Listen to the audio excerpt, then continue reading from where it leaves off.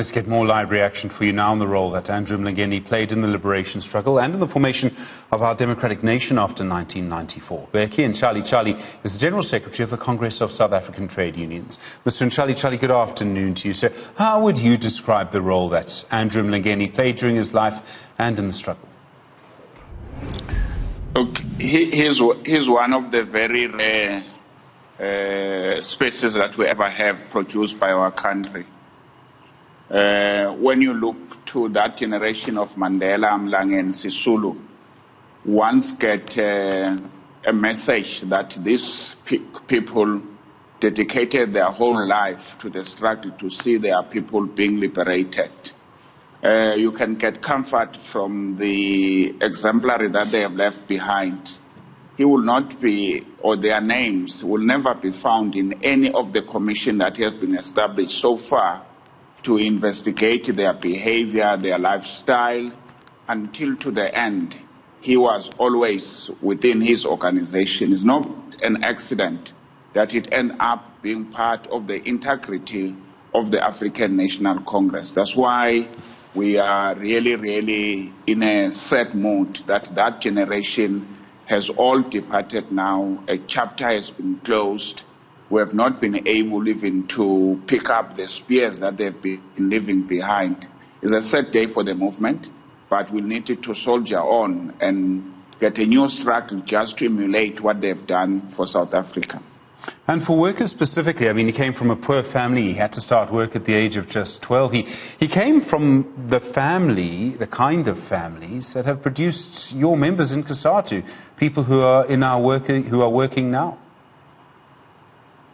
Indeed, he is one of the people that, from his own upbringing, you can look to him as the child, and he can just resemble to you, the family he's coming from, that the question of greed was never in his mind. The question of a lifestyle that many of our people are desire to have was never in his mind. When he had all the opportunity, like many, to be able to fundraise and be able to live in any place in South Africa where people could have given money to go to it. He says, I'm here, I'm a Sowetan, I want to live and hold my life among my people in Soweto.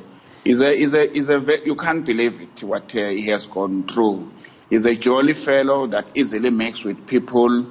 He speaks and he creates friends as easy as you never believe it.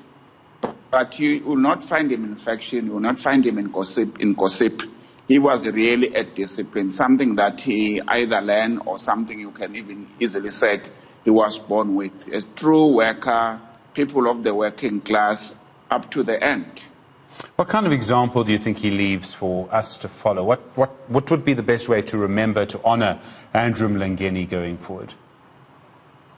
I think the first thing he has to learn is that you have to, if you're a leader, you have to be the leader of your people. Put your people first, but to really, as a slogan of the African National Congress that many shout and never followed. But in Comrade Mlangeni, you can say it, he lived by that philosophy. The people you serve must always be in your mind. You put yours second. You need to be disciplined, not to be in faction. You must understand that leaders come and leaders go, but the organization must remain. But more importantly for him is that his name will never appear, as repeat this thing again and again, in commission of inquiry to start to doubt his commitment. He has been always there.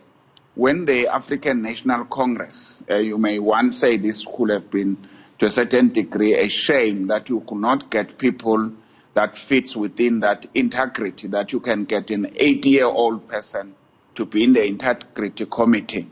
That is bad side of it. But the good side of it is that he was really believing in the value and to the liberation of his people. We're beginning to lose members of that struggle generation. They take their memories, they take their work with them as they pass on, their well-deserved rest. We're beginning to lose, I worry, Mr. Ntshantshali, we're beginning to lose parts of our history in some important way. We did. We have almost lost it. I mean, we can talk about them now, that there were these people, but the generation we have is not interested. They're not interested to be told about a man who dedicated his life, who cannot show the luxury of being a leader in the caliber and in the companion of Mandela, a leader who said, I want to spend my life with my community and live in Soweto for the rest of my life. As you know, many of our people who are just being elected, they seem to be looking to be living in Sandton, living behind their means. And Comrade Mlangeni, you'll never doubt the question of a committee that must investigate whether people are living beyond their means. There will be no doubt in doing that for him. So we're losing that generation, and regrettably. We have to start afresh and say how to emulate. We can never be them. I mean, these are the core of our organization, but we can emulate them. We can look back and say what needed to be done by the new generation that we can produce Adam Mlangeni. It will take time, but we should not lose hope that there are people, unfortunately there are very few, that can be such an exemplary. And his role as chair of the Integrity Committee of the ANC, I mean, it seems at times, and it was such a difficult time for the ANC, I mean, in some ways perhaps it still is, but do you think he played an important role there?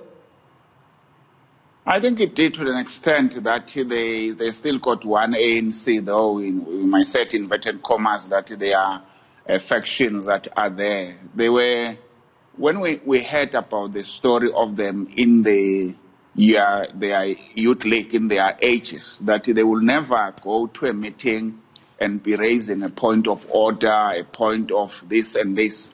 They will go there, they have to listen and to represent the organization, even from the youth structures. And they use the capacity and the opportunity given them to do a better representation. Now, in the new generation that we have some people shouting and not respecting the leadership, doing some walkout. It is not the caliber of this generation that is departing today. When you are a representative, you have to be a full representative. You don't disrupt, you listen, you make a contribution.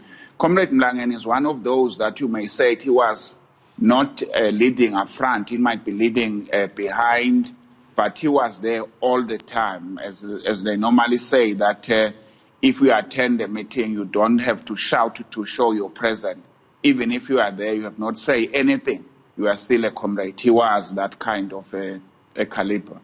Bheki Ntshantshali, thank you very much indeed. The General Secretary of the Congress of South African Trade Unions, do appreciate the time.